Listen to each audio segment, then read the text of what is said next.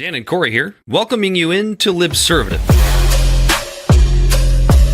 The great fundamental issue now before our people.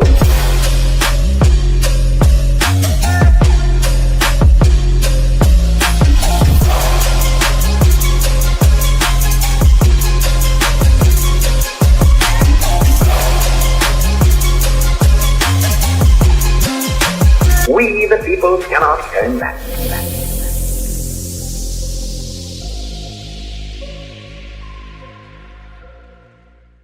Mr. Speaker, I came here to make sure our republic doesn't die by unanimous consent in an empty chamber, and I request a recorded vote.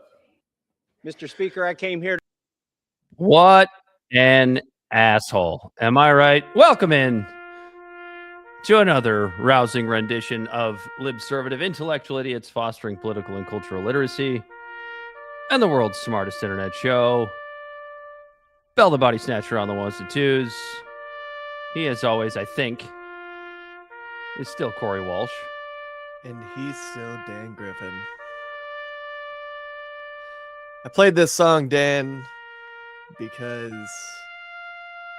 we watched in a weird-ass fucking bizarro world, the most conservative Republican lose his seat,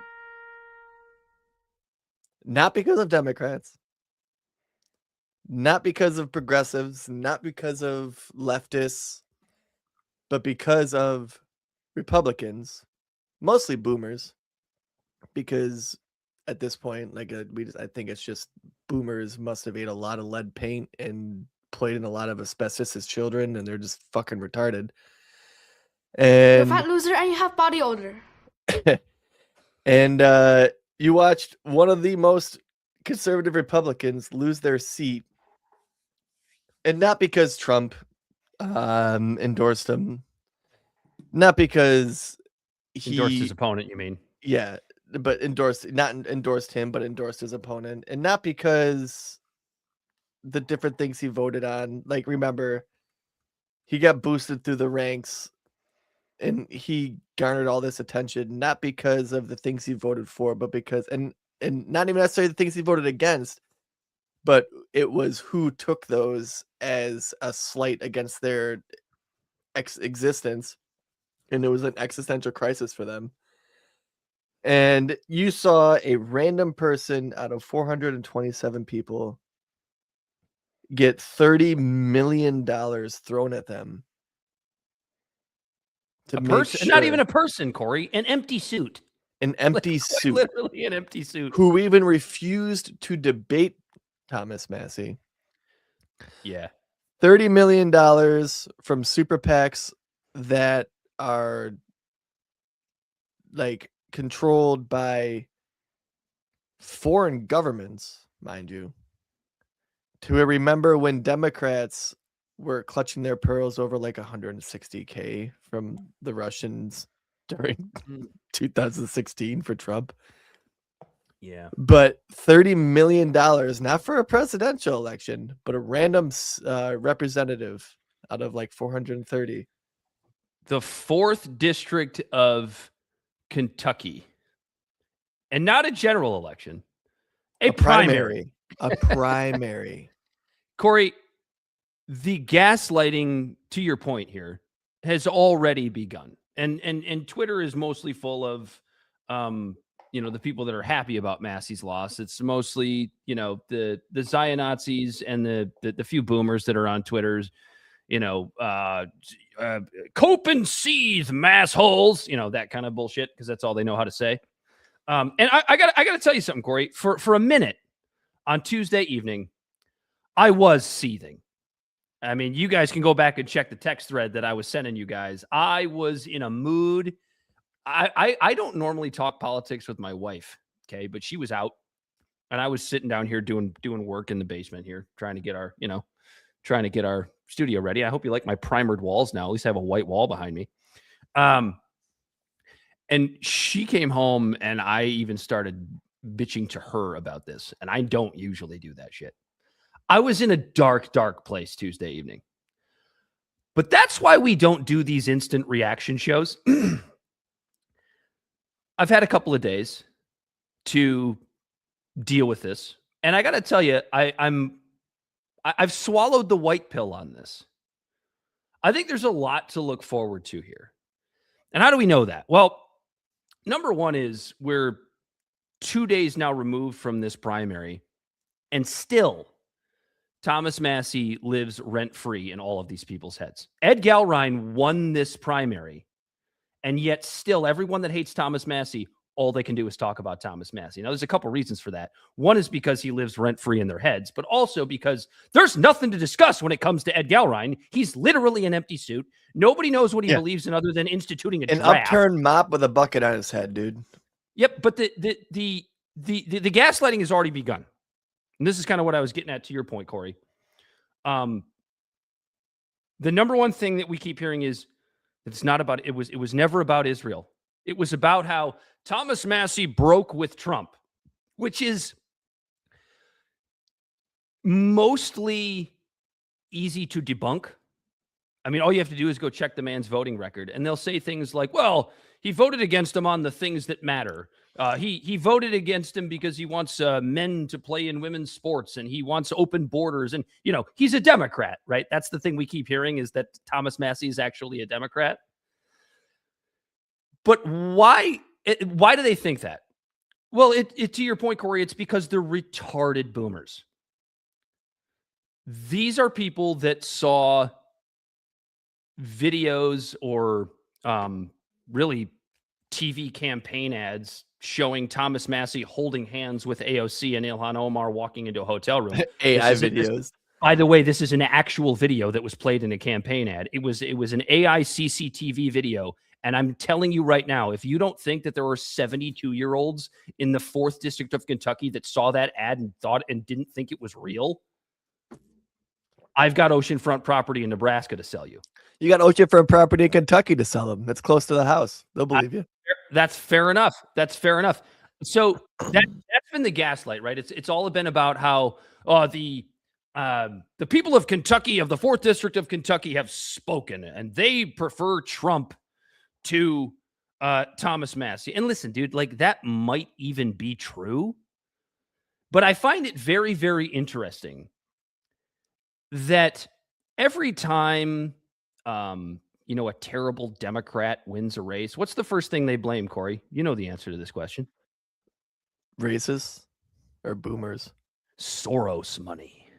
Oh, okay. Yeah, Soros money that comes in, that got that Democrat elected, dumped into by George Soros, but not a word about $32 million in Israel lobby money that went through that went into this primary race in the 4th District of Kentucky.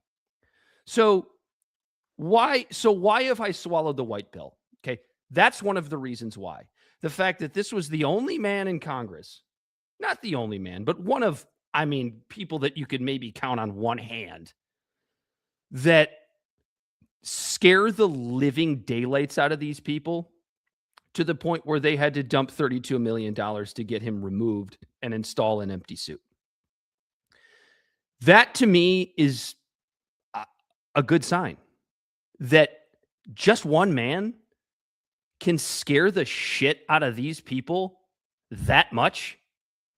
What happens when there's 2 Thomas Massies in Congress? What happens when there's 5 Thomas Massies in Congress?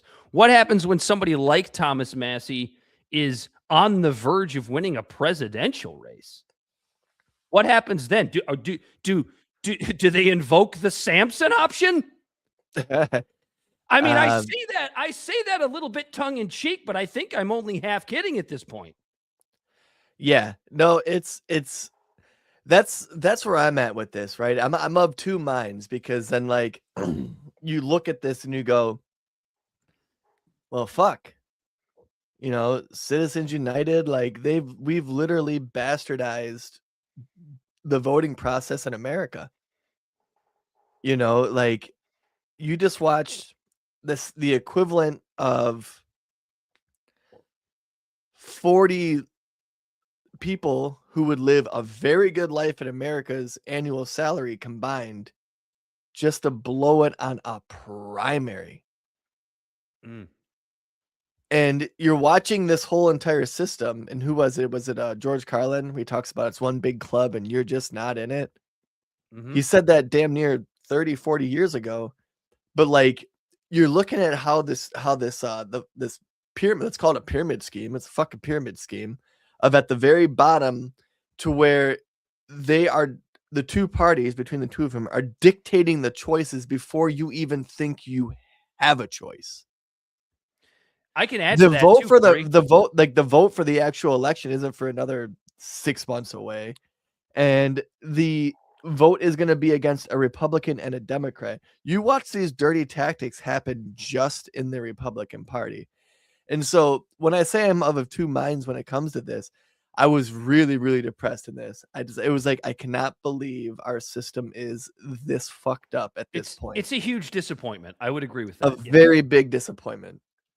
To where it's like you're watching a guy who all it took, like, you know, like Judas in the Bible. How much did it take him to betray Jesus? 12 shillings. It took 30 million shillings. I don't know what the equivalent to a shilling to a dollar is. You know, like, hey, Bell, go ahead and look that up. Please don't. But you're watching, like, how much is it cost for just like sway public through propaganda and all this shit? It's $30 million in an insignificant race. Well, and so like that really depresses me.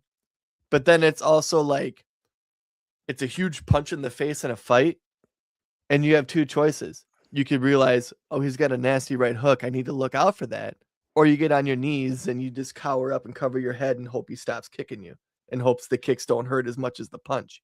Right? It's like, okay, this is how the game is actually played. All right. You learn from this, you know, the fucking rules of war or whatever. It's fucking war at this point. And now it's like, all right, you know, you still at the end of the day still have to play by basically, you might have more money, but you still have to play by the same rules as you or I do when it comes to like the voting processes and how this shit works, right? It at least has to appear like it follows the same rules. And like, I don't know. Like it's also inspiring. Like I feel like Thomas Massie in this defeat created probably, if there's at least 100 Thomas Massies created out of his loss of one, I'd say that's a win. And people you're bringing in the insurgent math, Corey. Just as it is. It's insurgent math. It's exactly what it is. It's insurgent math. Like at this point, it's like I don't want to say I feel radicalized, but I definitely feel inspired. Like, maybe instead of just going and getting some ballot initiative votes, I need to go and blow something up. No, I'm just kidding. I'm kidding. I'm fucking kidding. Jesus Christ. I'm fucking kidding. It is actually kind of funny that maybe you say I that. need to get involved more and get involved in some grassroots organizations and actually like maybe try to get some shit done. Maybe just hold just bullshit town halls. Maybe that's something we should do, Dan. Just go rent a space at the library for 3 hours and make a social media event and be like, hey, let's talk politics. And just make it vague like that and get everyone in just talking about it. And then just make it, you know what I mean? Just creating that era, that like that aura in a vibe in a room, realizing that a mega supporter and a fucking commie leftist have a little bit in common, because at the end of the day, they all do want a little bit of bread on the table. They want to be able to survive and have a house and all of these different things. While now their means of getting there might be vastly different, even though it's not, because the mega supporters are supporting straight up communism right now. But what is what I'm getting at is, do we cast out boomers in this? Do we not let them come? I'll get back to you on that.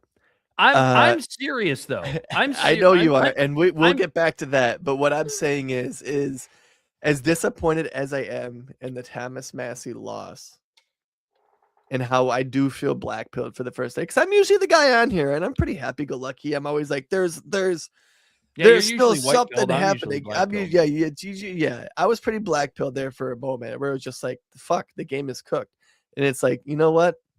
It's not. You got to get scrappy. And there's no time more than ever, I guess, for everyone to kind of just fucking do something, right? And somebody needs to, you sound like a boomer. Somebody needs to do something. And I know that, and I'm not committing to anything, but it's like that's what I guess when I'm at when I'm two minds. I was really fucking defeated and sad with this shit. You are one pathetic loser. Just sad and sulking. It's like, well, I guess someone's got to do something. So this is me announcing my presidential bid for 2028. 2028. I got one vote in 2024. And I'm so sorry. if we get two, that's progress. That's 100% increase. Let's make this train happen. Corey for president 2028. Okay. But yeah, no, but I know that's facetious. But what I was getting at basically is like you were saying, this is inspiring because it's like, okay, so that's what it takes, but it's like, all right, that's what it's gonna take. It makes you, it does make you think. Like, I wonder how much money AIPAC's gonna throw at me if I gain some traction in some bullshit fucking campaign. It's some county commissioner's race or something. All right, let's see how much AIPAC's gonna throw towards me. Just to keep continuing to show, because before this, AIPAC being a foreign lobby was this anti-Semitic conspiracy, and now they're celebrating the fact out in the open. Like they're celebrating. Would you like me to read the AIPAC tweet from? Read it verbatim, right after, just so right people after, don't think I'm over here wearing a tinfoil hat. So this was right after Thomas Massie was. I don't even know if he had conceded yet. He may have, but it was pretty early on. An AIPAC tweet that said, "Congratulations to U.S. Navy SEAL Ed Gelrein for defeating anti-Israeli incumbent Thomas Massie. Pro-Israel Americans are proud to back candidates who support a strong alliance, a strong American-Israeli alliance, and help defeat those who work to undermine it. Being pro-Israel is good policy and good politics." Damn, at least they were smooth enough to not call it anti-Semitism. Well, dude, 3 days before that, that was an anti-Semitic conspiracy theory to say that about Thomas Massie. So let's break down real quick. Let's do the autopsy report on Thomas Massie's loss, right? Because I actually think that's the part of this that is that has white-pilled me the most when we look at how Thomas Massie lost this race. Now, listen, there's a lot of speculation that there's something really fishy about this race. About this election. And I see that sounds QAnon-ish, but nope. I see how people get to that point, right? There was like 34,000 new voters entered in, all of which seemed to go to Gelrein. The fact that Gelrein had, 10,200 and something mail-in ballots, and there were and like 200 that weren't. No. So I think it was like 10,800 mail-in ballots during this election, but then they're like Massie lost by 10,200. And the fact that the voter turnout doubled in this primary from 50-something thousand to 100-something thousand, and Massie lost votes, a little suspicious. Like, obviously, none of this is provable. Like, I'm not necessarily out here claiming voter fraud or anything like that. But like, those are interesting questions, I think. It's weird that this happened while Ashley St. Clair is out there claiming that Elon Musk did something to the 2024 election. Which, honestly, Trump had the whole entire culture. I don't think the turnout would have been different with a Trump becoming president compared to fucking Harris. I don't think that the turnout would have been different at all, whether or not there was meddling.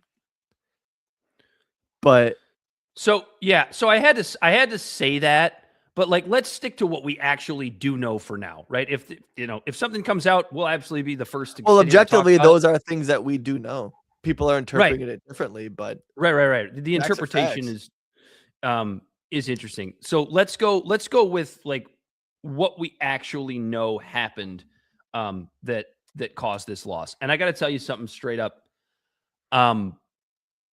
Boomers are absolutely beyond saving at this point. And I'm dead serious when I say this. They need to be cast aside politically for any sort of Israel. Or, oh my God. I almost Freudian slipped there. America First movement. No, what we need to do with boomers is just careful. Tuck them in.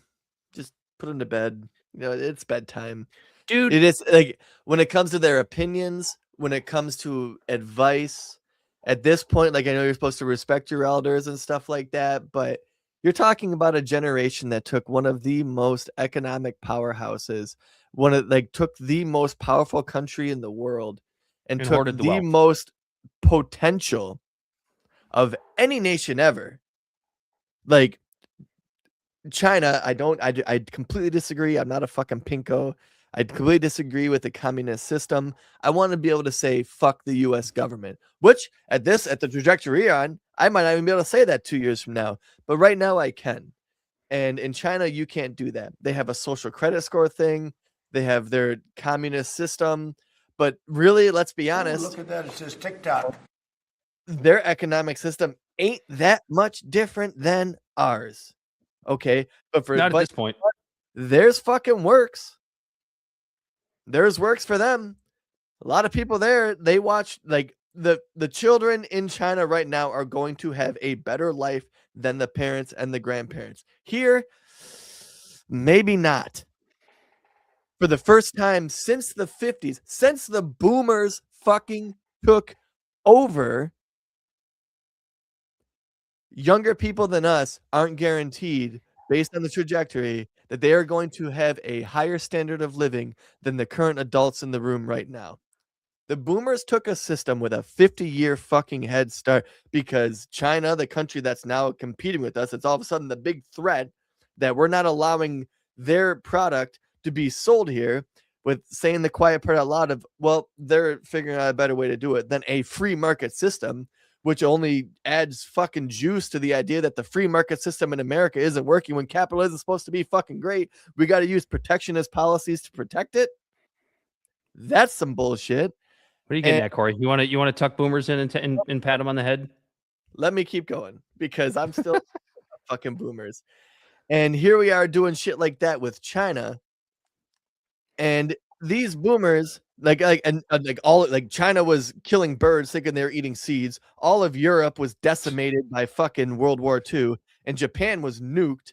And the boomers took this 50 fucking year head start of an economy that one spouse in the house had to work, the other one got to stay home and nurture and take care of the children, creating community. They all own homes. They all were working jobs where they could get out of high school and they could take care of a whole fucking family. And you took this great system with optimal prosperity and completely threw it in the dirt. You threw our diplomatic word in the dirt. No country fucking trusts us because you either listen to what we say, we're going to beat the shit out of you. I just paid $88. You completely Very successful, very rich. The fucking US dollar with this American might that was held up by a fucking house of cards. You've done a hell of a lousy job. Sanction everyone with it, so they're all forcing themselves to do it. So the whole entire livelihood here that was based on this petrodollar that you're now fucking destroying, like, you took everything and you just completely fucking destroyed it. And then you bitch at the younger people because they think that the system that you're telling them that it is, that you're marketing that it is, that this is capitalism, baby. And everyone's like, please, sir, I just want to own a house. And they're like, pull your bootstraps up. And then they go, well, there might be a better system than this. And they go, fucking commie. And he takes the fat shot drugs. Fuck them. Like, as a whole, it basically is what I'm saying. Too long, didn't read. They had their chance. They fucking blew it. And they just keep sticking around. But it's like something. It's like that person when your party is over and you're literally turning off lights. Because I've been on both ends of it. I've been the drunk asshole in the room where I don't realize the party's over and I'm still trying to hang out and be like, one more game of beer pong. And I've also been the person going, all right, dude, like, trying to be nice. Like, it's time to go. Do you want me to call you an Uber? Are you okay to? You don't even want to ask the question, are you okay to drive? Because it might make them stay longer. It's like, here's your keys. I don't give a fuck. Get the fuck out. That was a hell of a tirade about boomers, Corey. We should have a separate show where Corey just bitches about boomers. I thought I was going to give boomers a hard time because This is Oh, you don't want boomers to just wrap themselves around a tree at 3 a.m. No, because you started that whole tirade by saying that we need to just pat boomers on the head and tuck them in for bed. And I agree with that, which is why me getting them drunk and having them wrap themselves around a tree. Yeah, I don't know where we got to that point, but that's why I said we have to. I had it bottled up, Dan. We have to completely eliminate boomers politically. Like they have to just not even be a factor when it comes to any sort of At America. least Mitch McConnell's out of there, so yeah. Well, good. But that's not just because he's a boomer. He's awful for other reasons too. But they are completely stuck where they are. You're not going to get boomers in an election anymore. You need them a little bit in like a general national presidential election. But for anything else, you need to just pretend boomers don't exist. Now, you're going to lose some elections to start with because they are still the biggest voting bloc, but they're not going to be for very long. So as we start this movement now, that's the thing, right? You do the Steve Bannon technique, flood the zone. Yeah, we have to just pretend like because that is another thing that has white-pilled me about this election was as we go over the autopsy report from Thomas Massie's loss, the number one thing was seeing the demographic differences in this primary election. He won the vote of anyone under 65. Thomas Massie did. Yes. Thomas Massie did, yes. Definitely 55. I think it's 65. I think you're right. But the thing with boomers and the reason they need to be cast aside politically going forward with this movement is because they do believe things like that CCTV video. Like it literally is, especially if you're a conservative boomer, Trump says jump and you say how high. That is where we are. This generation is hopeless when it comes to being propagandized. No, when it comes to being propagandized. Well, sure, but I'm just talking about from an electoral perspective. They are so easily propagandized. They don't even know what AI is. They don't know the fact that like every video you watch now, you have to think at least for a split second. Is that real or is that AI? When all you have to do is run a CCTV AI ad of Thomas Massie holding hands with AOC and Ilhan Omar and run it on Fox News, and you're going to get that BoomerCon's vote, because how could he do that? What a traitor. You've got them. But the thing is, and this is where the establishment people are scared shitless by people like Thomas Massie. They have to know that. They have to know that once the boomers are gone, they're fucked. They have to find some other way. Now, we can talk in a little bit. They're doing everything they can right now. This is $30 million into District 4 of Kentucky. Yep. Is a last gasp at an evening dying light. Yeah, and that's what's so funny, because you look on Twitter and what do you see? What did I say to open the show, Corey? Oh, you massholes, cope and seethe. Yeah, everyone's still talking about Massie. No one's talking about Ed. No one gives a fuck about Nobody's talking about Ed Gelrein. And you won't hear anything about Ed Gelrein going forward. He's just going to be an empty suit who sits in that seat and votes with Israel and votes with Trump and does whatever the hell he wants to do. Yeah. Give him his 2 years or his 4 years, and then watch. If Massie ran again for that district, he'd probably win again. He would absolutely win again in maybe a 2028. Maybe Massie, move up to Michigan. A 2030 race. No, I think he loves Kentucky. He really does love his home state. I don't blame him. Kentucky's pretty dope. He is our Justin Amash. And look what happened to Justin Amash. They did the same shit. You know what? Honestly, I want to go look back and see how much of those two stories rhyme. Yeah, that would be another interesting autopsy report. But the other part that came out of this was the good part, Corey. We can talk about the good part. Boomers are gone. We've lost them. They're retarded. They have no idea They genuinely just don't know what's going on. Like, I know that's like a really simple, like, throwaway thing to say, but it's reality. They have no fucking clue what is going on. Do you know how many boomers I know that if we lived in the 4th District of Kentucky would have voted for Ed Gelrein? Because of how much Fox News they watch. It does show that cable news is still very, very, very powerful, but for how much longer is what we don't know. Because boomers still watch it, and it's to the whole big beautiful bill conversation about how no, Thomas Massie's gone because he betrayed Trump and he went against Trump.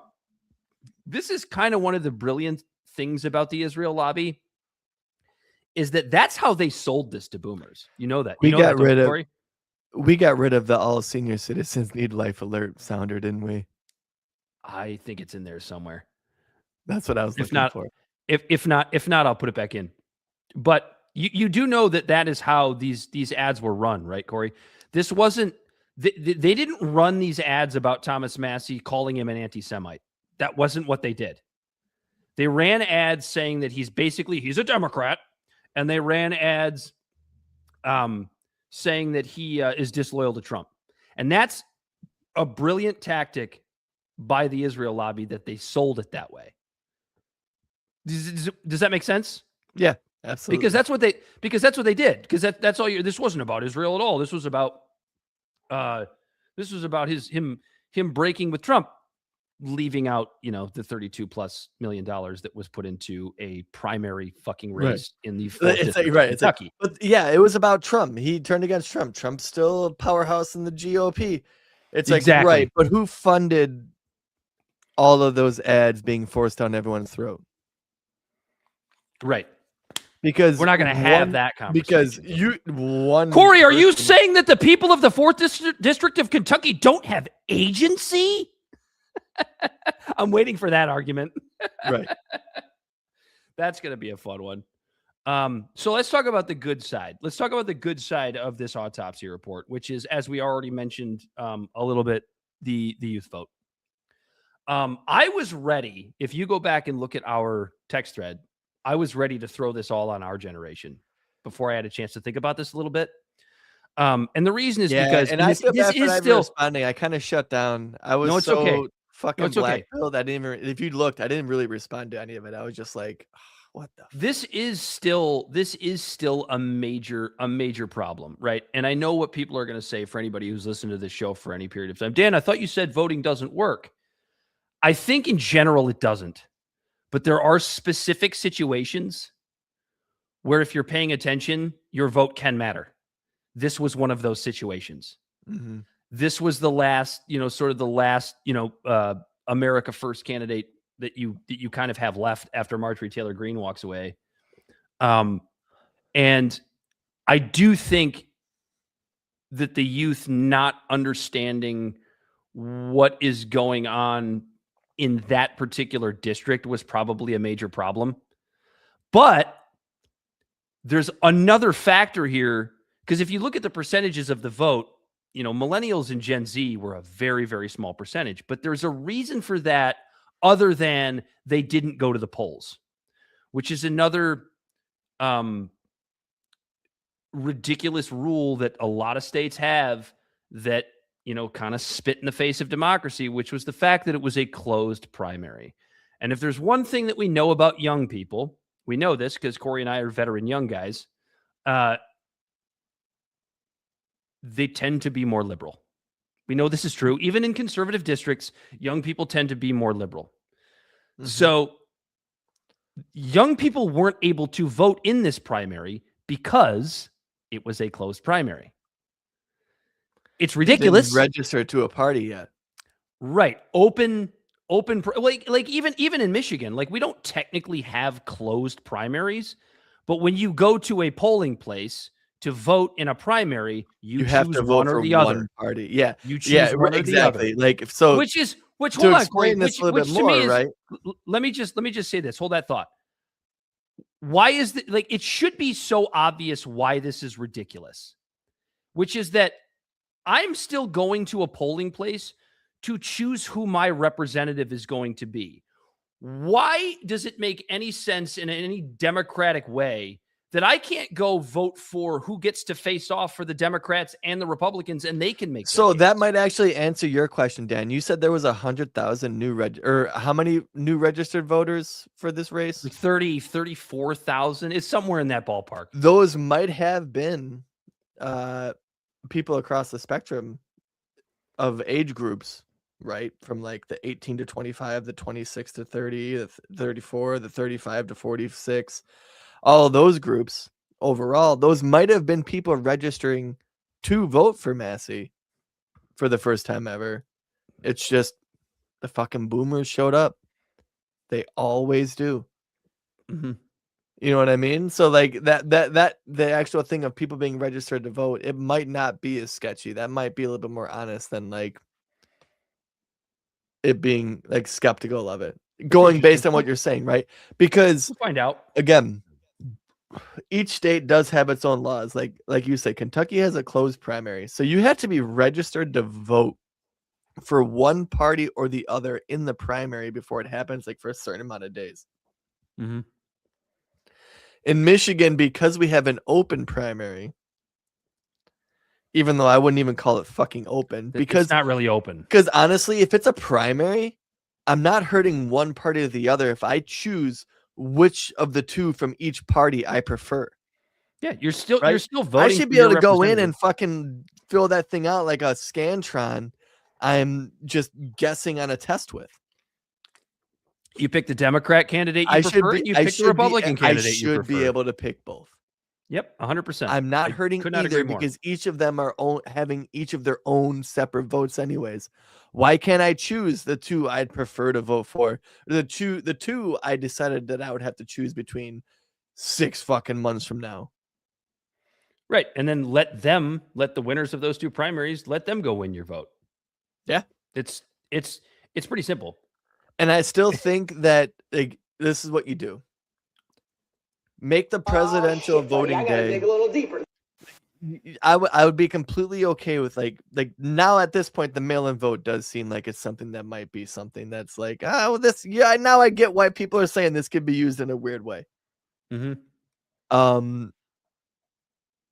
What you do is you make the presidential vote a federal holiday. Everyone gets it off like it's Christmas. And then when it comes to voting days in a precinct, because like the precinct can expound to like a district, anything, any vote that happens in your precinct, that should be a no questions asked day off, like a funeral or a sick day. And it shouldn't count against your sick days. You should get precinct days from your place of work. And you get that day off. You make it a fucking thing. You make democracy and you make voting something that's exciting, like going to the fucking St. Patty's Day parade in Detroit or opening day in Detroit or whatever days that other states and cities have where it's just like a big festival where you just you might not get paid that day and you might not even get PTO for it, but it's a day off that just isn't going to affect your work job, and the legal and like the law is going to protect you from being admonished for it. So let's talk about. Does that make sense what I'm saying? Like it's just I don't know. I'm going. It does. I've said that for a long time. Election day should be a national holiday. I've said that for a long time. Let's talk about the gloating that is taking place from. It's all the people that sponsored are- gloating, so I'm not even paying attention to it. No. But here's the thing. I love it. I love that they're doing it. Do you know why? Because it is bringing through a false sense of security for the establishment. Go ahead. Take your win, vote, tell us to cope and seethe, you dumb massholes, you anti-Semites, as Mark Levin might say, you scum, you little fascists. I love it. Go ahead and gloat. Because I think as the quote unquote autopsy report has shown us with regards to the difference between the generations. Bro, this is just getting started. It really, really is. And they're still only focused on Thomas Massie. Bell, can you pull up? Can you pull up the it's a short the short concession speech video? And while he's looking that up, I'm really excited to see we talk about this thing when it comes to any foreign policy. And you know what? And we talk about this when it comes to any sort of like federal domestic policy. I'm curious to see what the third, fourth, and fifth order of consequences are from this. Now, let's make fun of the neocons for a little while, shall we? Shall we do that? I don't know why this isn't showing up. Bell? Yeah, there it is. So this is the beginning of Thomas Massie's concession speech. Many people have seen this. Many people maybe have not. It's like 25 seconds. Go ahead and roll it, Bell. I'm actually 35. Mm-hmm. I would have come out sooner, but I had to call my opponent and concede, and it took a while to find Ed Gelrein in Tel Aviv. Oh. I did get the call. I have called and conceded the race. We've been honorable the whole time, and we're going to stay that way. I would have come out soon. So if you listen to what Thomas Massie, ladies and gentlemen, at 4 frames per second. If you listen to what he said there, makes a little bit of a tongue-in-cheek joke about how Ed Gelrein was basically bought by the Israeli lobby, right? That's pretty much what that was. Pretty honorable otherwise. If you look at the reaction to that by the idiot boomercons and by the idiot neocons on Twitter. Yeah, what did I just see? I just saw what's his name? Oh Jesus. I don't know, that big black guy, that sheriff dude, what the hell's his name? And I've seen a lot. I don't fucking know. I've seen a lot of this pearl clutching over that, as if to say that Thomas Massie is an anti-Semite, of course, because that's just the easiest thing to say.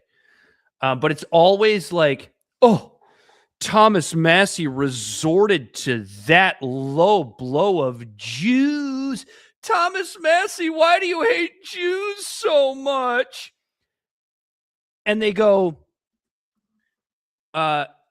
he could have taken the high road. You're supposed to take the high road when you lose an election. And all of these people are supporters of Donald fucking Trump. The irony, like the absolute hypocrisy to shit on somebody for not being able to take an election loss who supports Donald Trump is laughably stupid. Oh, I know. It's just like, are you serious? Like, do you not remember? You guys stormed the Capitol over this shit. And then people bitching and moaning in less than 240 characters on fucking Twitter. And then like calling that out. Haters out there. I mean, it is just so laughable. And I love the fact that he's still in their heads. They won. Like they won. It's so funny because they're gloating and going, you know, suck it, massholes, cope, you anti-Semites, you fascists. And at the same time, they're also, all they can talk about is Thomas Massie. Like, it makes sense that we're talking about Thomas Massie. We're Thomas Massie supporters. And yeah, you know, like, and I feel like while we're disappointed and while we're upset, I'm sitting here still pretty excited about what the future holds.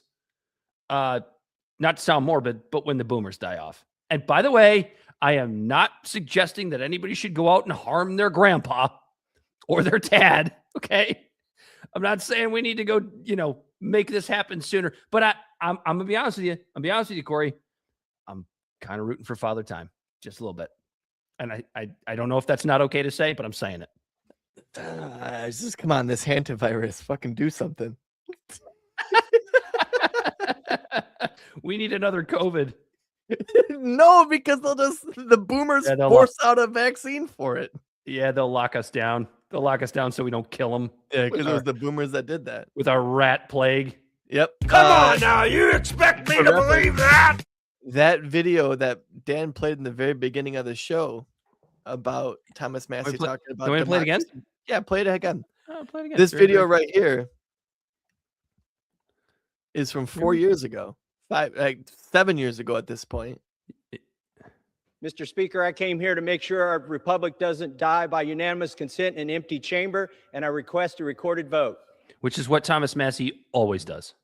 Recorded vote. Recorded vote. What an asshole, right? What an asshole wanting transparency from our government. What a piece of shit. That was for COVID. And who was the president in charge that told everyone to stay home for 2 weeks to flatten the curve? Do you believe that was Donald J. Trump? Now he set the narrative, and don't get me wrong, 2 weeks after that, some states bucked it right away, and some states took that precedence from the federal government and ran with it and were locked down for a very long time. You have to trust the government, Corey. Trust the government. Trust 2 years. Trust your mother every night to fix your hot Michigan pockets was and on the make sure latter your end. Game Boy is turned on. We were also one of the first, like at the point based on our government, blue states to lift restrictions. But compared to the red states, it was dog shit here too. Like it was like absolute bullshit. Once we realized that, like once they started testing everyone, like at literally everybody, and that death rate within like the first month or two went from like 10% to like 0.001%. You should lift restrictions, because that's when all the red states started to do it. Some of the blue states really lagged behind and fucked up. Michigan held on longer than they should have, but we also released it a hell of a lot faster than a lot of other states did. And I would say that's probably because we had I think at the time our House was actually red and the Senate was red in our state. But that's local media or whatever. But here he is doing this, and Fauci became the villain of all this. But who was in charge under Trump during all this? Fauci. Who helped spur inflation by dumping trillions of dollars into the economy by fabricating a reason for everyone to stay home, or manufacturing a crisis and then dumping trillions of dollars into the economy? Trump started that. Biden, as much as he was at fault in all of this too, his money was trying to fix the problem in the first place. But when you have a really big fire because there's a lot of wood in it, you don't throw more wood in it. Only a retard would think that that's how you solve that problem. Which is what Biden did. And was what Biden did. Right. This wood is wet though. The wet wood will help solve the problem of the dry wood that's on fire. Is basically what Biden was doing. Still stupid. But Trump is the reason that the fire was there in the first place. Everyone just casts that off to the side and pretends that what I not do part of the problem. You know what I do find a little concerning about this Thomas Massie loss? Yingling flight. Me and Dan are both drinking it. Friend of the show. I'm actually drinking a B43 at the moment, but yes, I do have some flights over here. You son of a bitch! You were drinking flights earlier. Yes, I was. Here's the empty can. Clink clink. The thing that I find out. Why did you make the sound effect and then still attempt to make the real sound after? It doesn't really do it. Sounds like a thump, doesn't it? But anyway. Yeah, but everyone knows. I think the bigger concern about how Ed Gelrein ended up winning this race isn't necessarily the things that we knew would happen, which is like Fox News is going to basically tell retarded boomers that Thomas Massie's a Democrat. I actually think, and Clint Russell made this point, and I thought it was brilliant because I don't know that I would have thought of it myself, and I don't know that anybody else would have thought of it, which was that where Fox News for retarded boomers by retarded boomers. Clint Russell pointed out that a lot of this was the silence from the people that might have helped, right? So like if we get into, I don't know if you want to, if anybody, not us, but if anybody wants to take a conspiracy angle on this, Where was TPUSA during this election? Thomas Massie was one of Charlie Kirk's favorite fucking Yeah, and congressmen. I think you can deduce what conspiracy theory I might be suggesting when I say that. So where was TPUSA? Nowhere to be found. Where was the based wing of the Daily Wire? These are all Clint Russell's points. I don't want to take credit for any of these. Where was the based wing of the Daily Wire? Where was Matt Walsh? Where was Michael Knowles? Where were these people that kind of walk up to that line of bucking Ben Shapiro, but don't actually do it? But they kind of do it. They get there and then they kind of back off on it. Where were they? This was the first podcast I listened to following Thomas Massie's loss. They kind of walked me back from the brink. Have you you know who the Hodge twins are? Yeah. Have you seen them? They've been really bucking the whole Trump thing. Like I've really absolutely they have. Really. They have they've been doing it, I think, basically ever since the first attack on Iran back last July. Mm-hmm.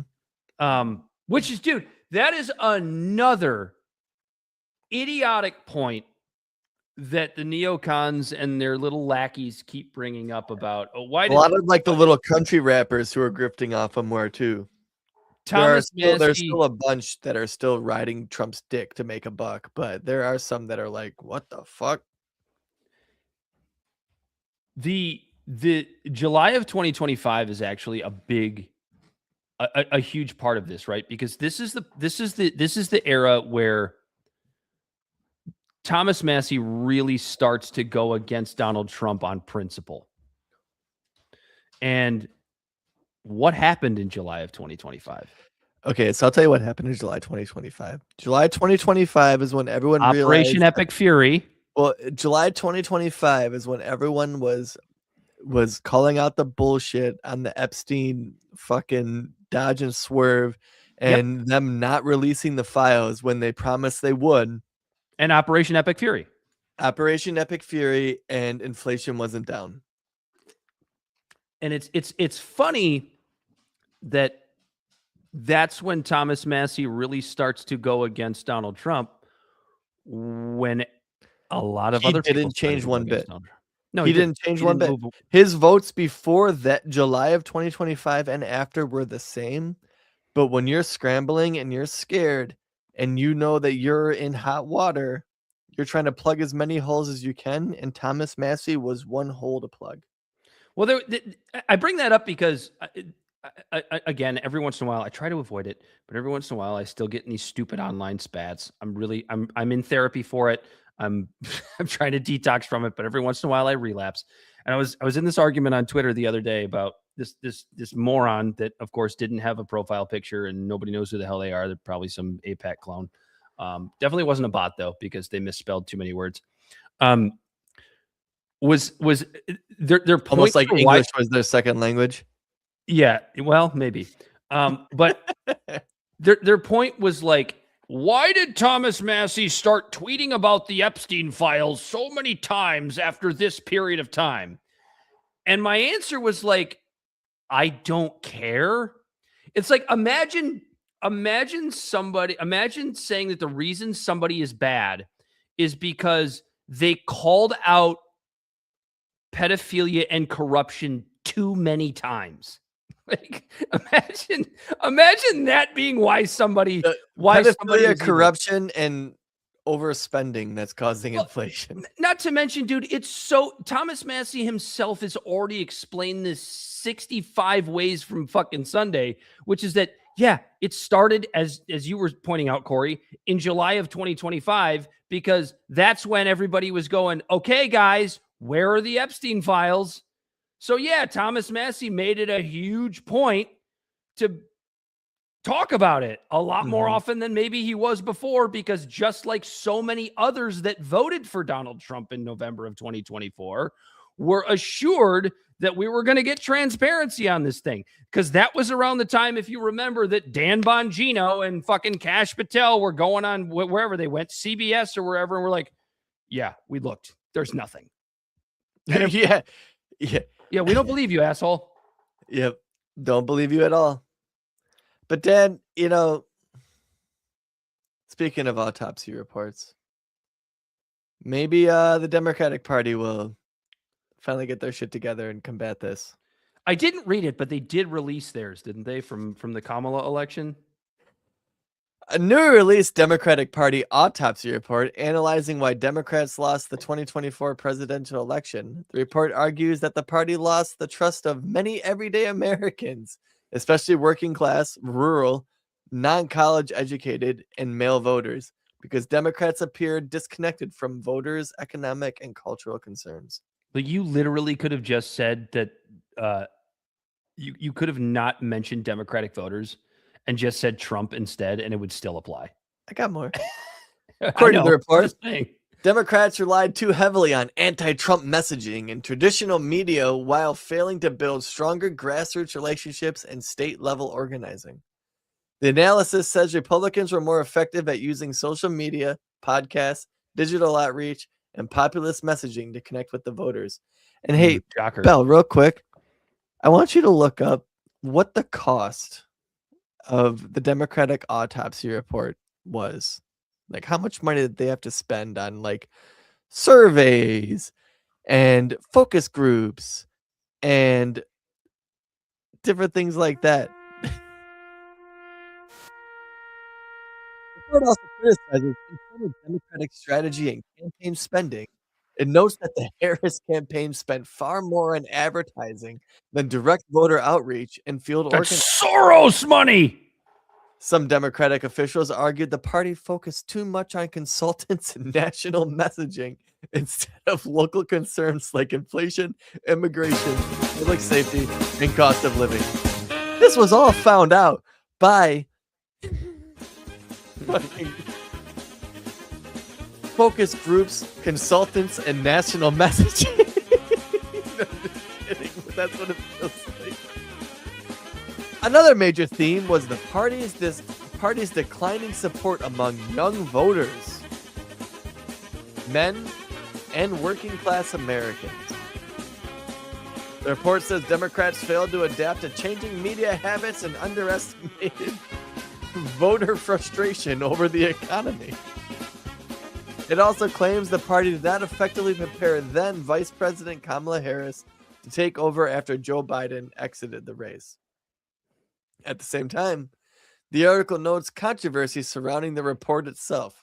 Democratic National Committee Chair Ken Martin criticized the document's quality, saying some conclusions lacked evidence and sourcing, and we need more sourcing, focus groups, and surveys to answer that question. That'll get it done. That'll get it done. The DNC had originally delayed releasing the report, which fueled criticism and internal tensions over transparency and accountability. So this is just a synopsis that I had run through ChatGPT over this. He's talking about freedom. Because I need the conclusion to it. Like, I don't need the Democrats to come out and tell me why they fucked up, because I have my ear to the ground and I'm a part of the regular American working class that I know why they fucked up.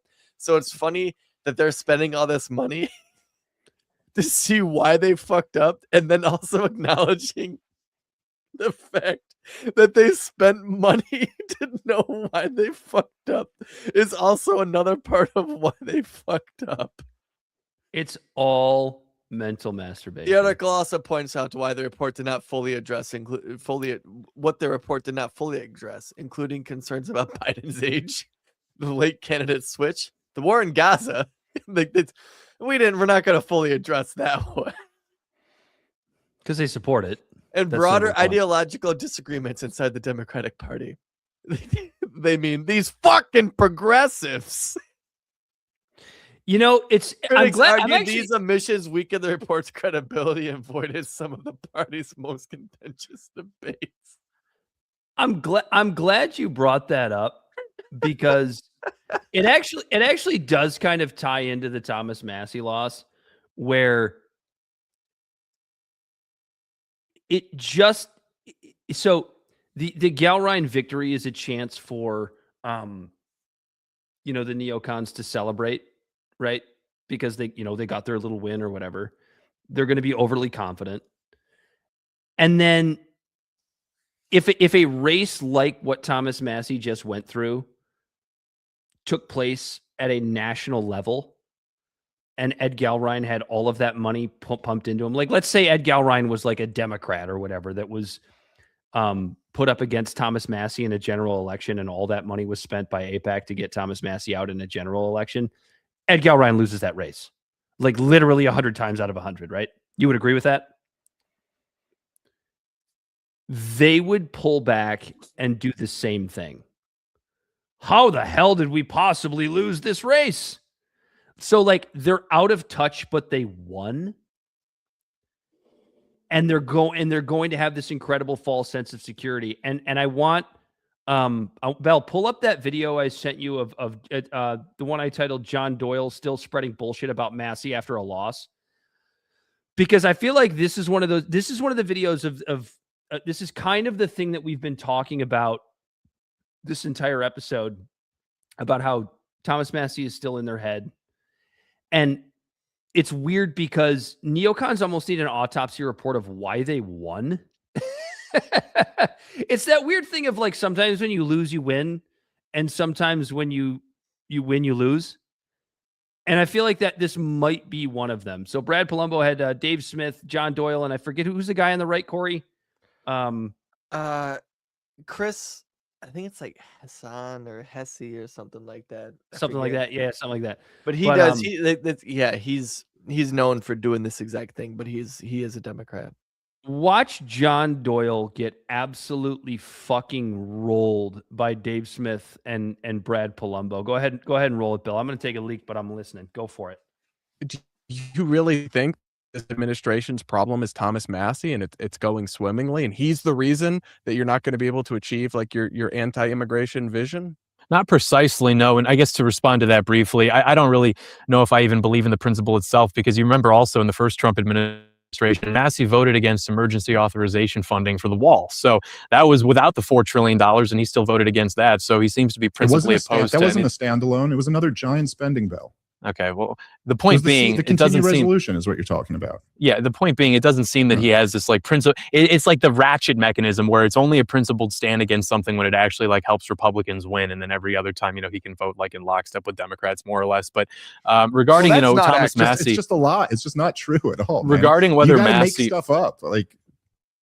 Nothing I'm saying is incorrect. Literally, none of this is incorrect. No. Objectively, what you just said is incorrect, that he votes with the Democrats most of the time. Thomas Massie is the most likely Republican representative to vote with Democrats. That's a different statement. It's not the factually incorrect one that you just made. Different bills I would assign different weights to. So effectively, yeah, the guy is a Democrat, which is why, Democrats love him. That's why we have Democrat influencers praising his integrity. Heritage Action, Turning Point, the pro-life groups, the NRA, all give this guy excellent, above average. They're all Democratic groups, Brad. Tucker Carlson's a Democratic. He's a Democratic show host, and Candace. Yeah, those are like the fun Megyn wedge Kelly. bumper sticker issues. Those are not the issues that actually decide power. Issues like immigration are far more important for actually deciding who holds power in this country.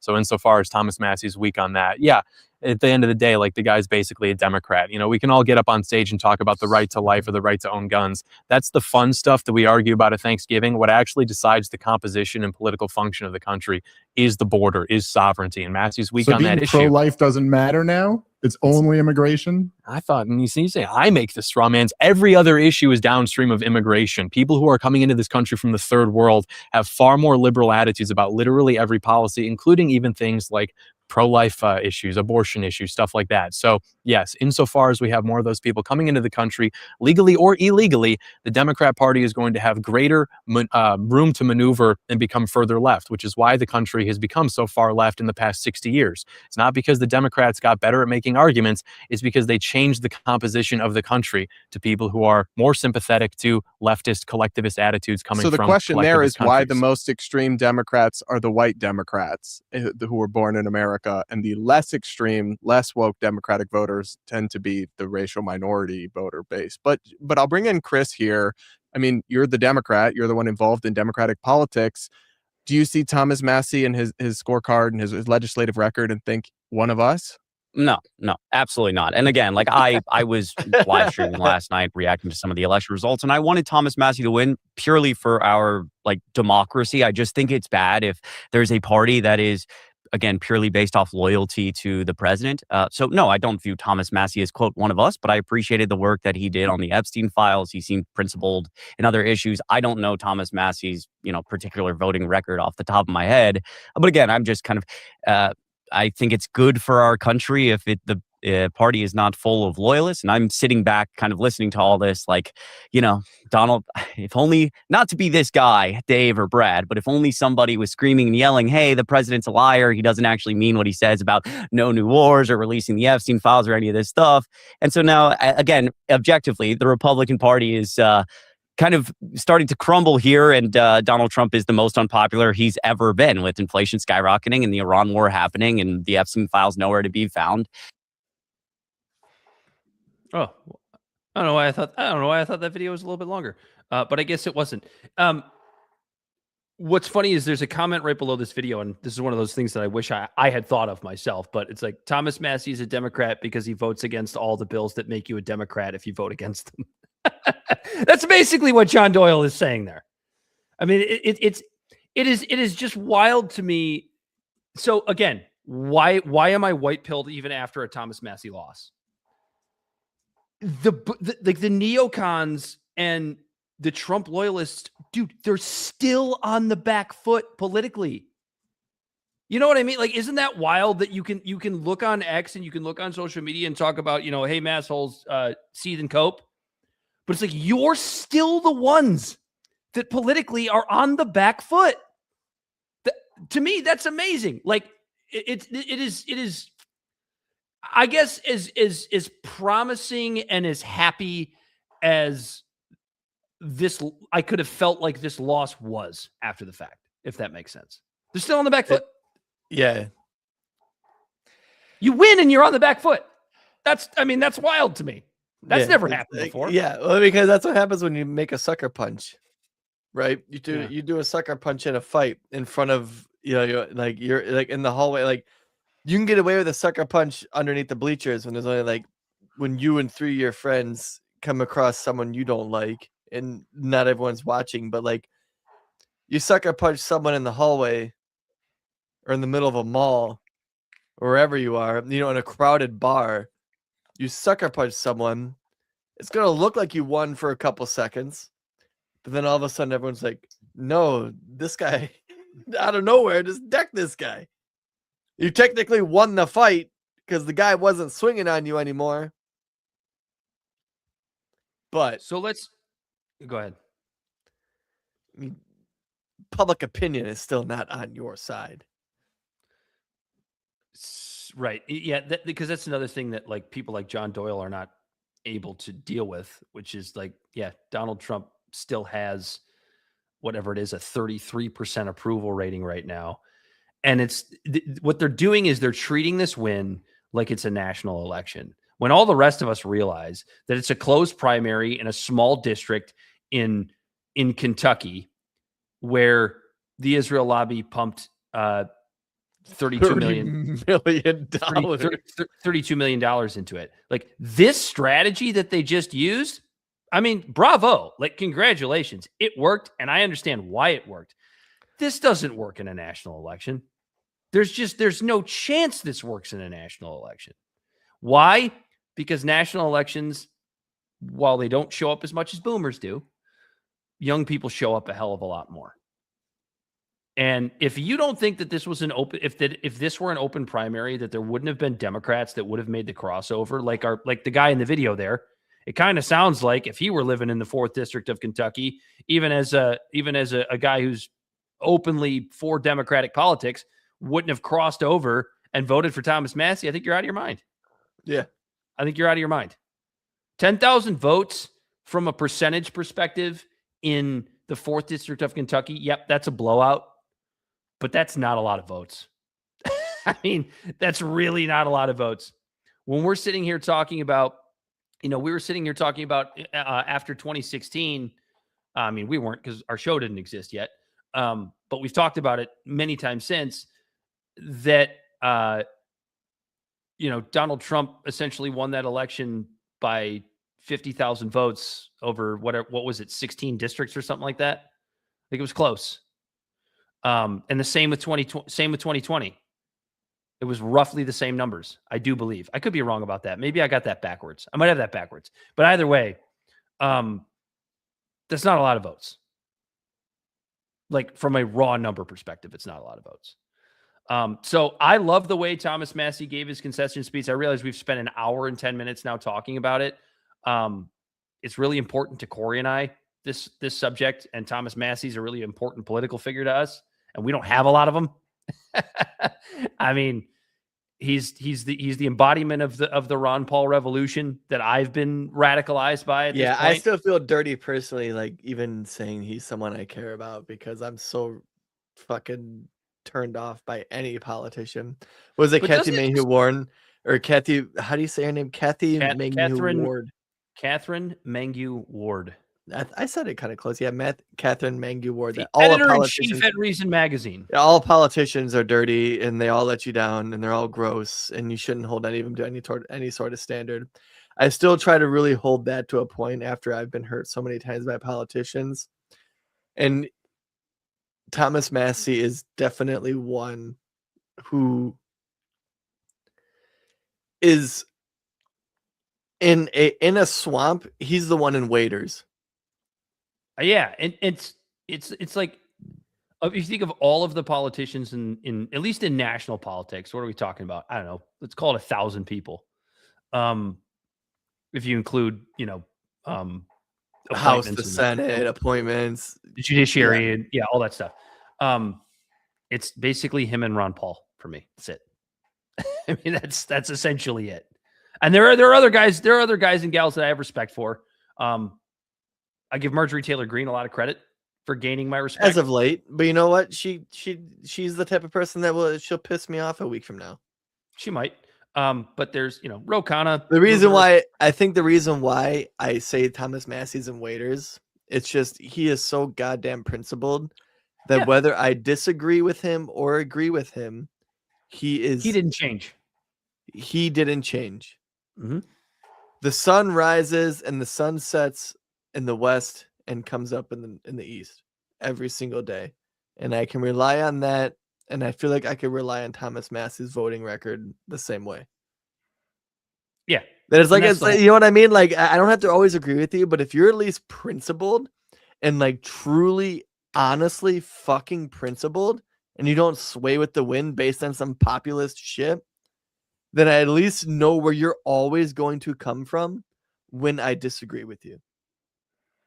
It's so wild, right? It's so fucking wild because I feel like most people I have political conversations with, they're stuck and they're going to be in that position that they've always been. It's become a part of their personality when it comes to politics, social issues, culture issues.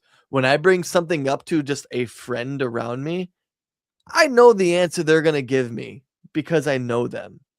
Mm-hmm. I know that the answer they're going to give me, and I might say it just to get them to say it, to try to poke and prod at it. And I feel like Thomas Massie is that type of person. And he's not going to all of a sudden completely flip on me one day or the other because someone gave him $20 to disagree with me the day before.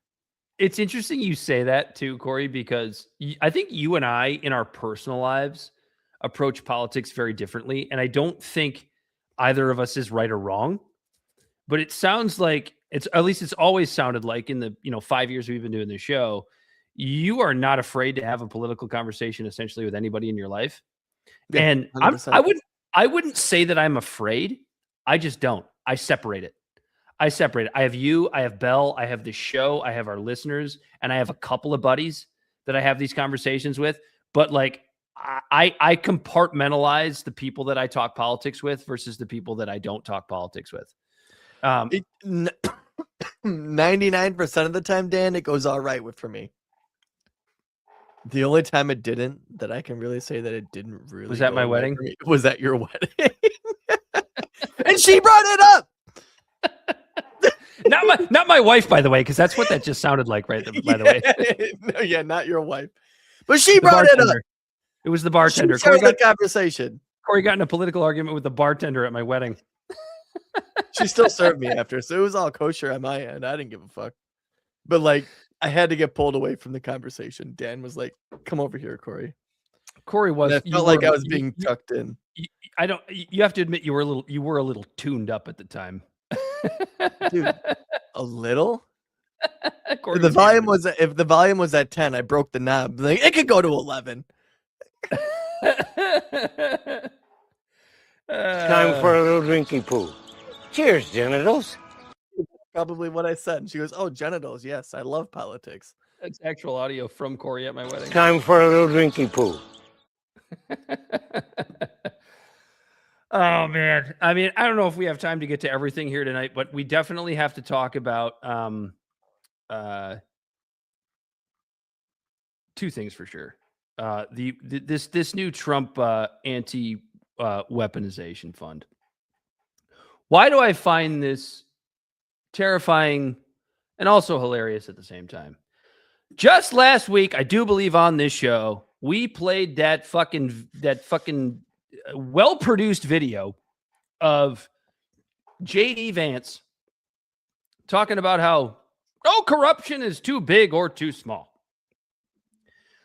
Meanwhile, you have Trump's DOJ and Trump's IRS. Correct me if I'm wrong, but he oversees both as the executive of the country. Having a phony argument, in my estimation, about Trump's lawsuits against the IRS for releasing his tax returns. Now, listen, Trump actually has a legitimate legal argument there. I'm not going to shit on him for that. However, in true Trump fashion, he took it and used it essentially to his advantage. I mean, you know, credit where credit's due, I suppose. But basically, Trump's IRS agreed to drop their lawsuit, or I'm sorry, Trump agreed to drop his lawsuit against the IRS in return for a few things, right? Remember that that Latin term that was being thrown around so often with regards to Ukraine, Corey? That something about squids. Yeah, something about a squid pro quo. Yeah, squid pro quo. The quid pro quo, right? That's kind of what this sounds like. And I'm going to shit on Democrats again for just a minute here. This is why you don't cry wolf. This is why you don't do Russiagate. This is why, you know, Corey and I and many others that are not Trump fans have defended Trump on the Russiagate stuff and all of the ridiculous lawsuits and impeachments. Not because we like Trump, but because we knew they were bullshit. And when you constantly spew bullshit and you constantly cry wolf, it's like when you run around and say that everyone's a Nazi or a racist. Suddenly nobody cares when they're called a Nazi or a racist. And then when the Nazis and racists show up, nobody pays attention, right? So this is very, very similar to that, where you have Trump's crypto scam going on right now. You have Trump pitting his own IRS and his own DOJ against each other to get exactly what he wants. So what does this one do? Bars the IRS from auditing him, his family, and his companies, which is indefinitely. Right. Does anybody else get that? Corey, if the IRS comes to your house tomorrow and decides they want to audit you, do you just get to say, no, you can't do it? Does any other American get to do that? But I remember when you and I were getting shit from Democrats who are bitching about this now, when the IRS wanted to create 80,000 armed guards. No, that was when Joe Biden hired 88,000 new IRS agents. Right. And they all had to make sure they had their seat. You remember like what it was? Like they all had to like get like pistol licenses and, or, you know, get their CPLs and like be trained in firearms. And the IRS was bad. Was? But now why did you just say that in past tense?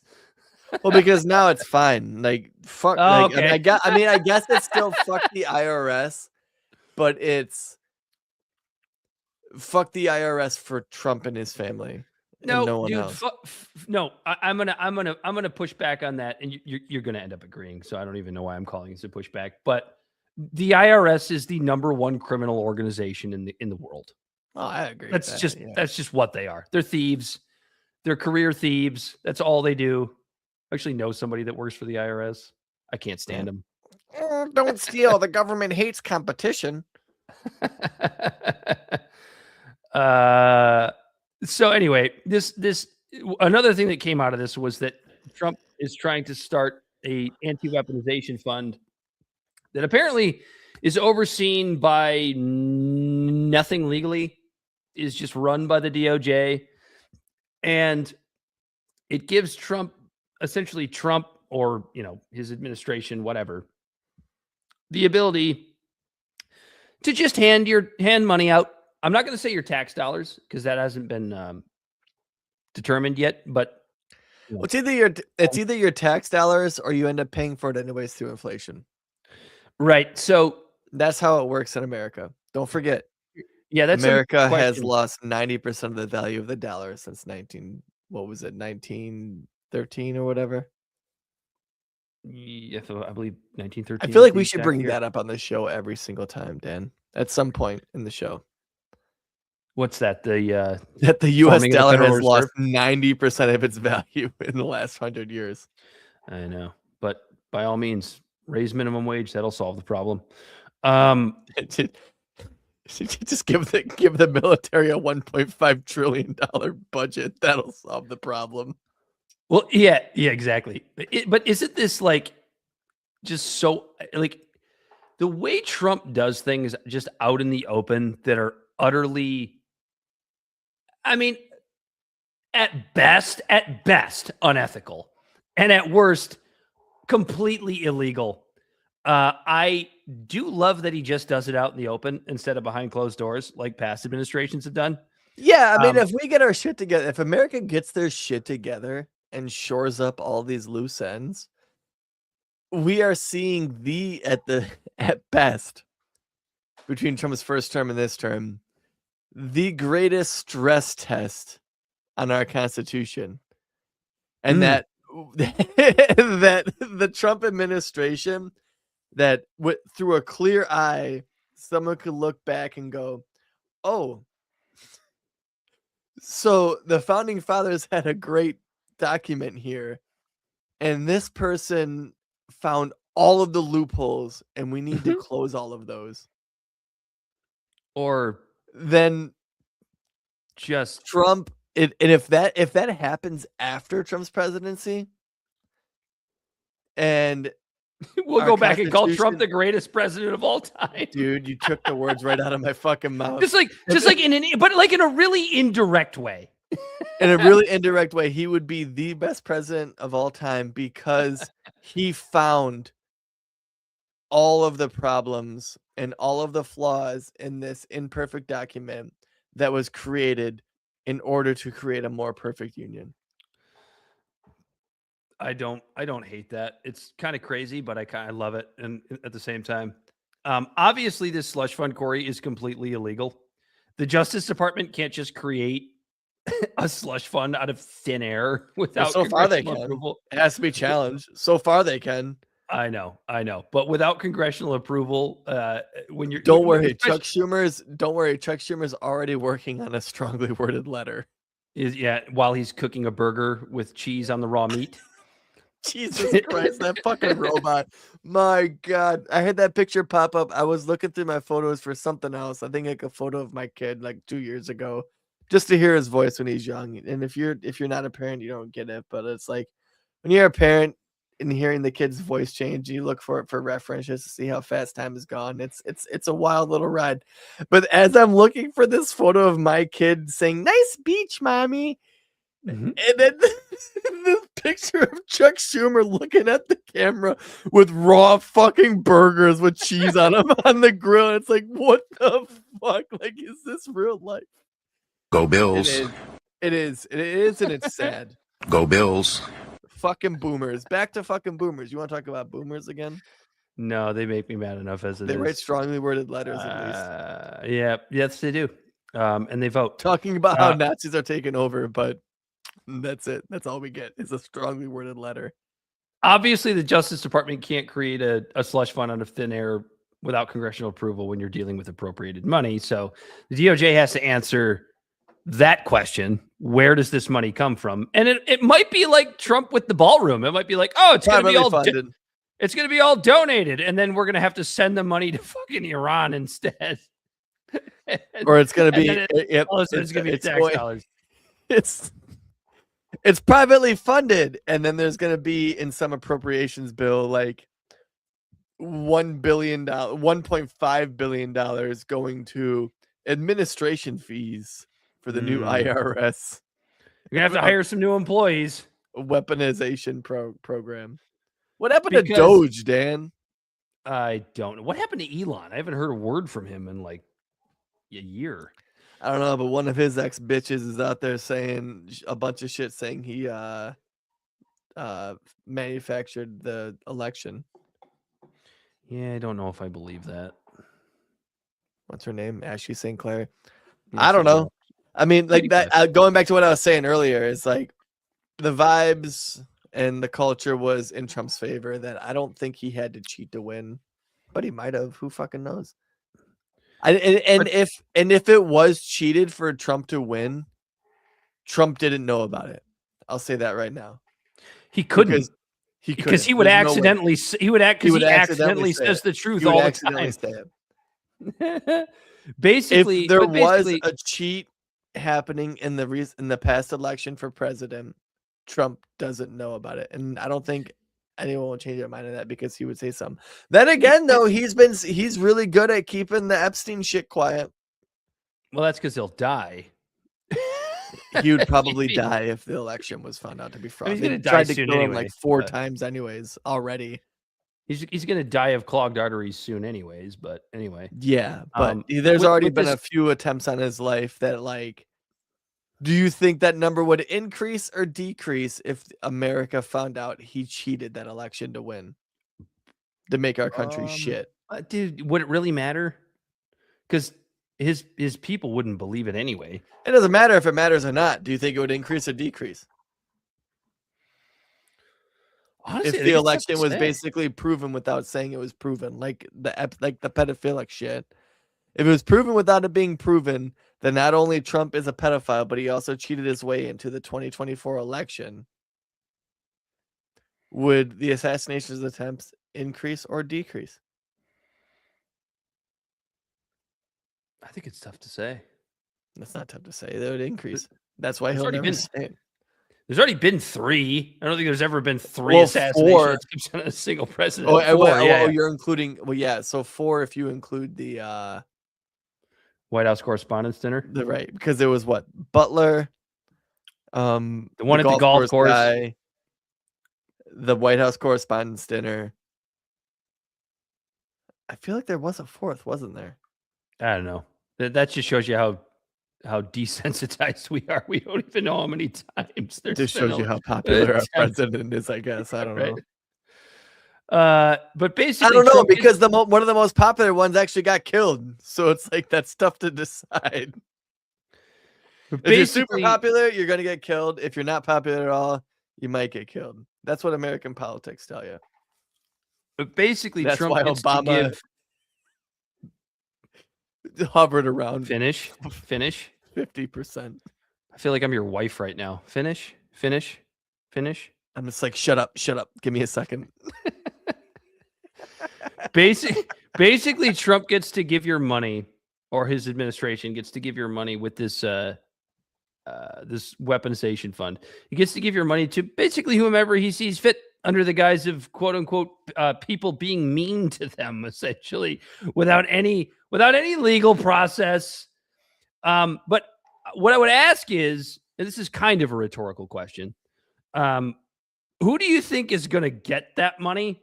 Because, is it going to go to like the impoverished family whose dad was swept up in an FBI dragnet and accused of trying to kidnap a governor? Maybe some of the money will go to that. No, it's probably literally going to go to Trump and his family.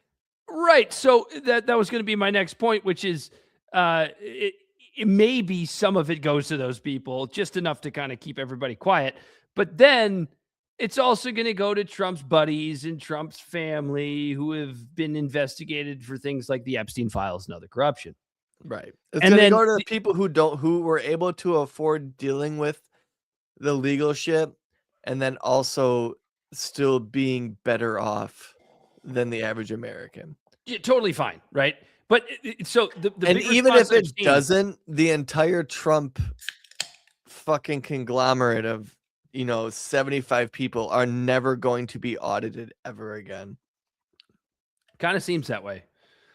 But the big response I've seen to that is like, but the January 6th. Like, imagine if like people were up in arms about, and we were too, and it's justifiably, objectifiably right that we were up in arms that Hunter Biden got a pre-pardon for being a crackhead from his own dad. From his own dad, who was the president before this. Mostly people on the right, people on the left were like, whoa, the Trump administration was going to come after him. It's like, well, they probably were. You're right. You're right. Like, that's a solid argument. You're probably right. Trump administration was going to come after him. But honestly, dude, on the right, I don't know that they would have. No, they would have 100%. No doubt in my mind. No doubt in my mind at all. Hindsight Biden. Hindsight being 2020, I don't know that they would have, because of everything that's taken place since. They haven't, because everything took place because we're in the war in Iran, Dan, because they couldn't. Yeah, but like they barely went after. We're in the war in Iran because they couldn't indict Hunter Biden, and if you think it's because of Israel, you're anti-Semitic. But the problem with that is, Corey, the fact that like he made all these statements. Fuck, too we can't about, get Biden. All right, I guess we'll just go to war with Iran. No. No. You'd expect from this administration. I would. No, but here's the thing: they made this big stink about going after James Comey and going after all of these people that push the Russiagate quote unquote hoax, which actually I shouldn't even say quote unquote, because it actually kind of turned out to be a hoax. But they didn't do any of that. Back when Trump was against FISA. It's a whole new ball game now because Hunter Biden got pardoned, Dan. That's why the whole world. That's what changed everything. The biggest argument I'm I've making seen, this joke, but it's like as I continue to say it, it's like, oh, there actually might be some legs to this. But the biggest argument I've seen about the anti-weaponization fund is probably mostly from Twitter boomers. But it's like, what about the J6ers?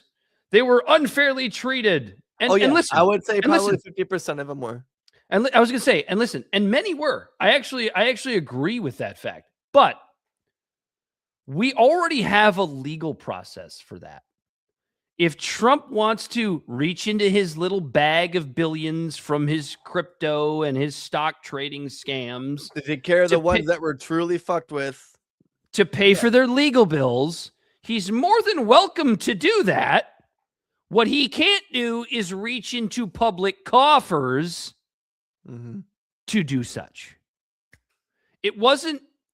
Listen. Yeah, because now this isn't something out of goodwill from his heart. He's literally stealing money from you and I, who watched the videos from January 6th and went, "Oh wow, a bunch of dumbasses." It was a fucking riot. I guess let's compensate the so. Obviously, we know what the Democrats say. If anybody needs to be compensated, it's the ones that got confused because there were police officers holding the door open to the Capitol saying, "Come in."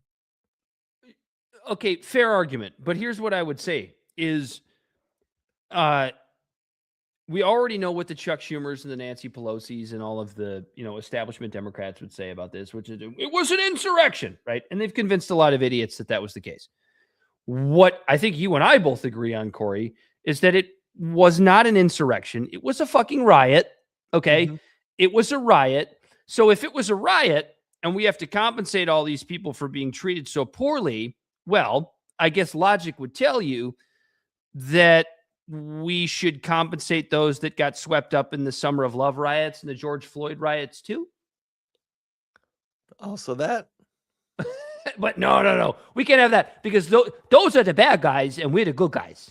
We don't compensate the bad You're guys. absolutely right.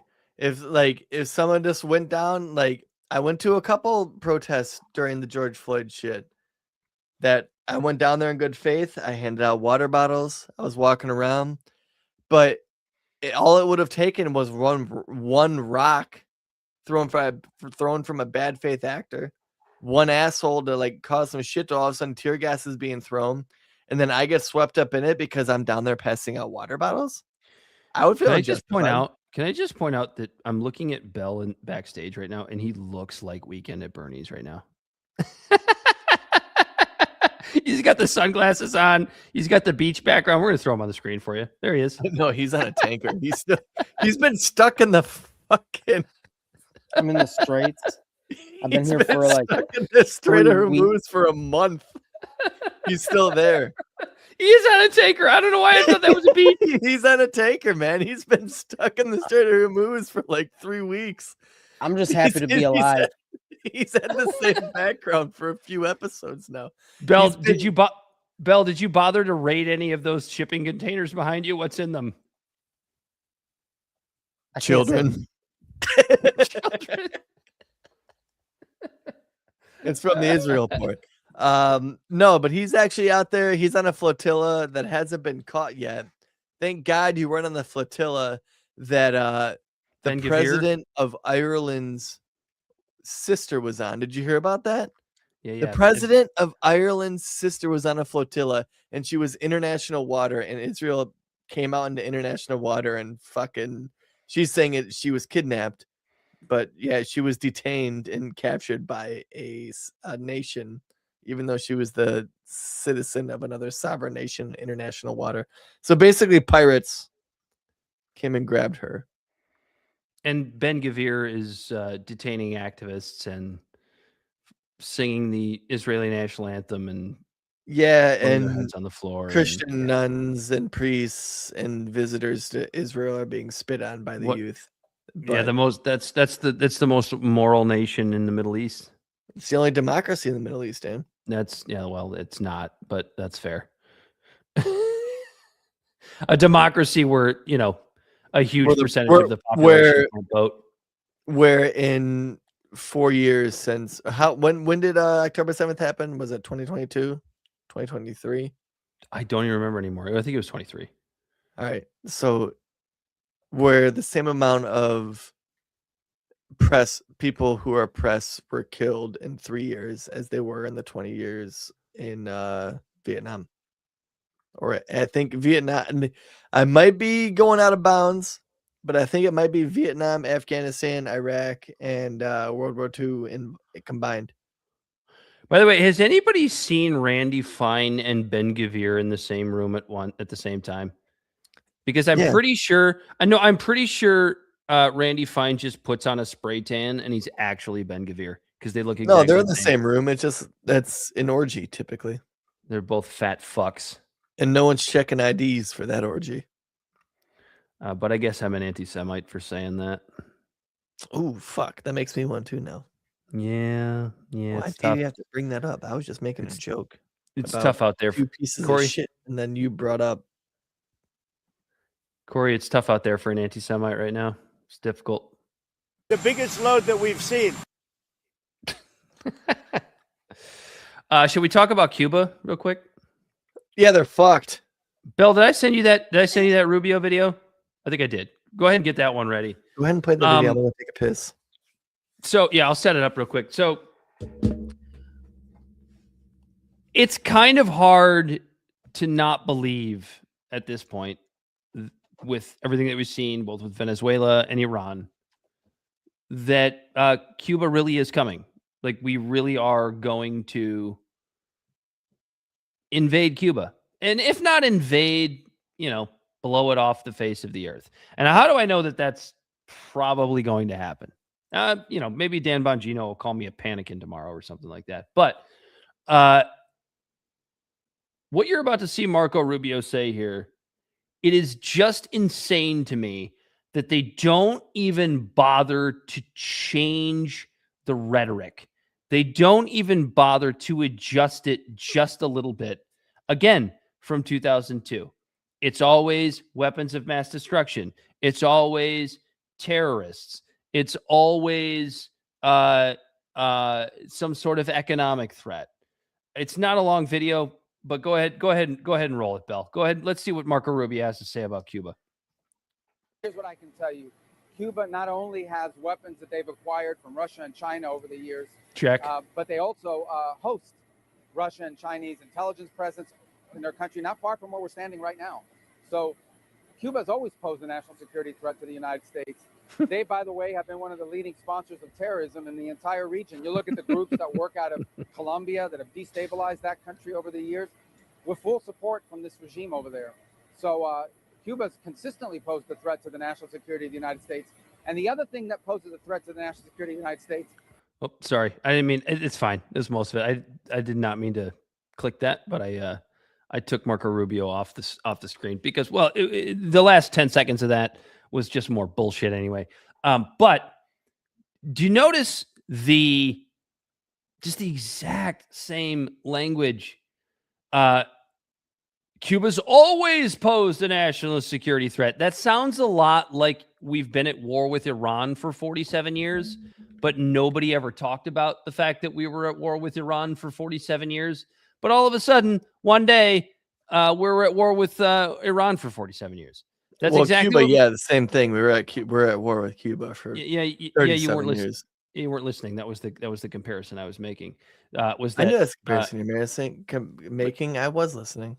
The fact that Marco Rubio just did that. They've always been a threat to the United States. But the other one I think he brought up Russia, he brought up China, he brought up all the different pinpoints. And it's funny because as I was listening to what you were saying, I just saw a headline the other day and it was like the Cuban drone threat.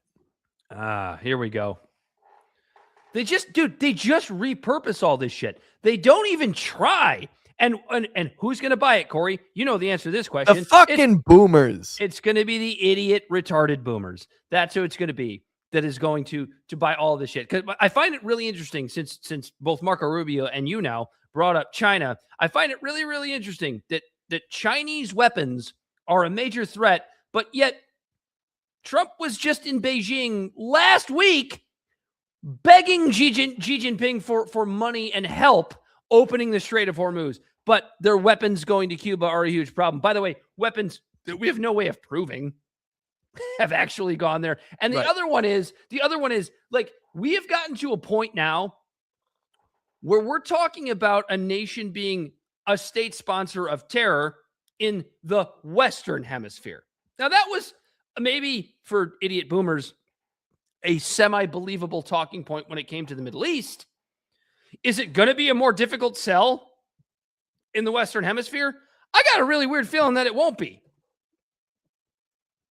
The state-sponsored terrorism, like these buzzwords, these buzzphrases. Yeah, that right there. One of the largest state-sponsored terrorism. One of the largest state sponsors of terrorism in the Western Hemisphere. What? I'm sorry. All the atrocities that we see happening in the Western Hemisphere is typically based on the fucking drug war that America started in the first place. How dare you say that? How dare you? Is that out of pocket? So out of pocket. It's actually, honestly, Corey, it's anti-Semitic. Oh, when you say this, it sounds so white. You can just shut up, baby, because you hate America and you love abortion.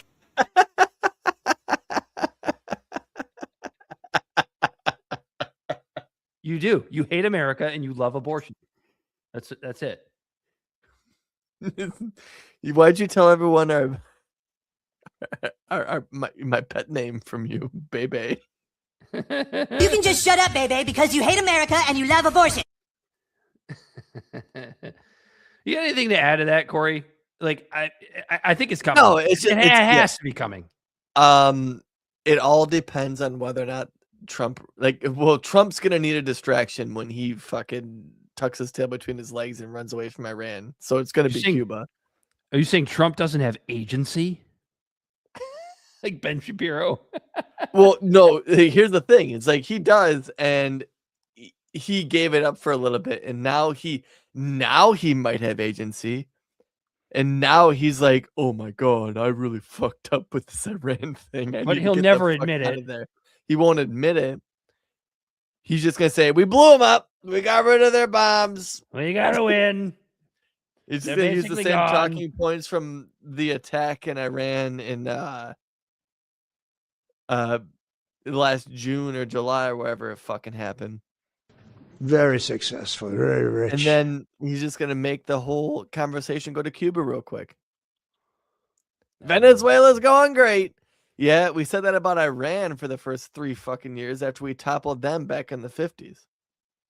Listen, I've got to give a clue here now. I don't want any more bullshit anytime during the day. And, you know, and like that's what's actually interesting too, right? It's like, I feel like Cuba is probably one of the only examples of communism actually kind of working.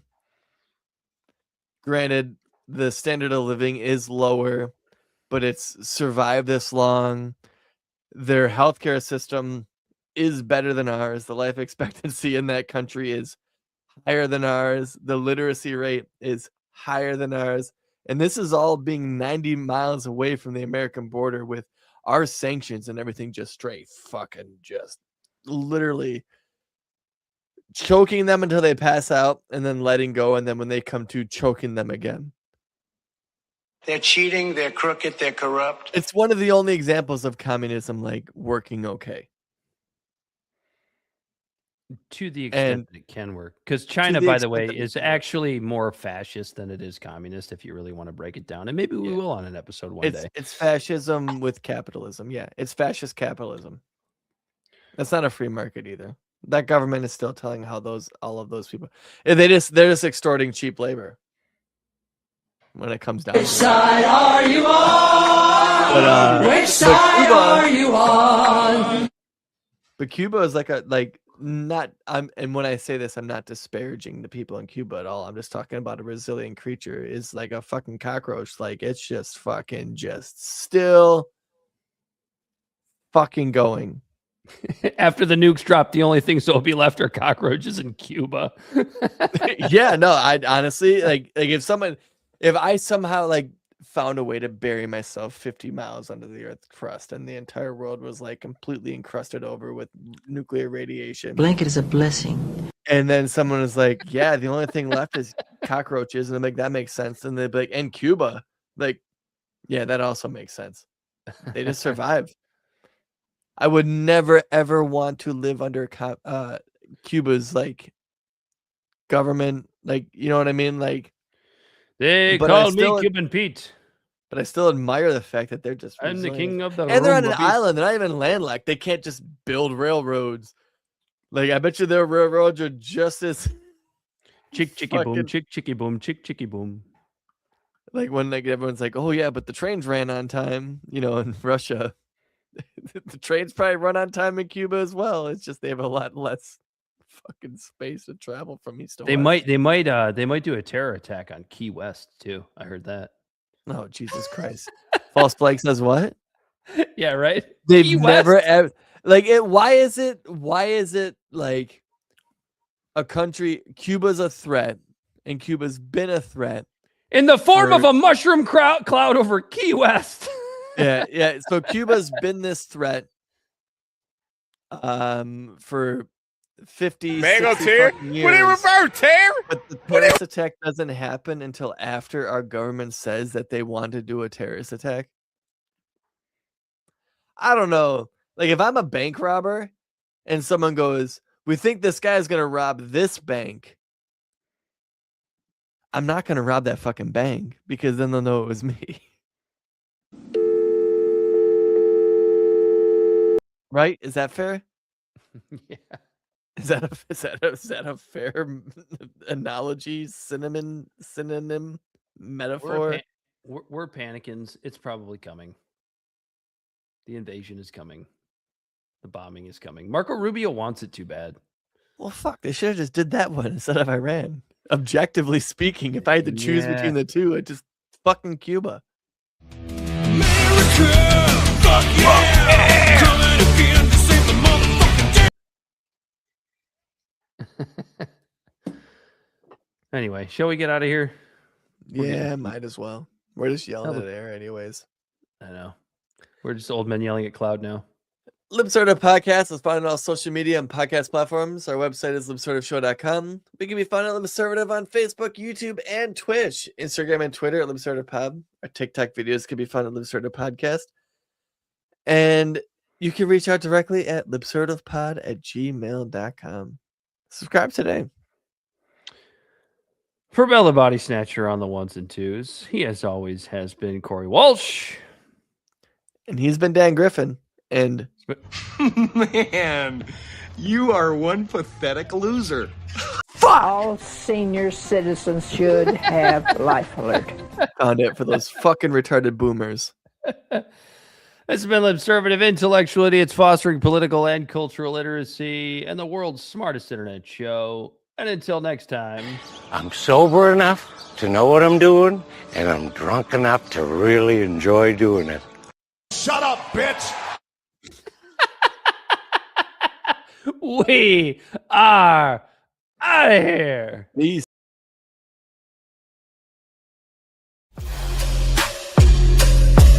The great fundamental issue now before our people.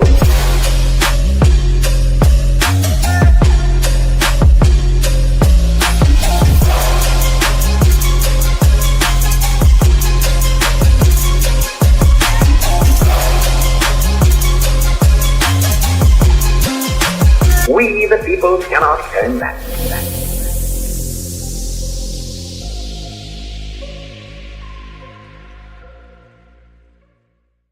Somebody must lead, or else the fight would not be made at all.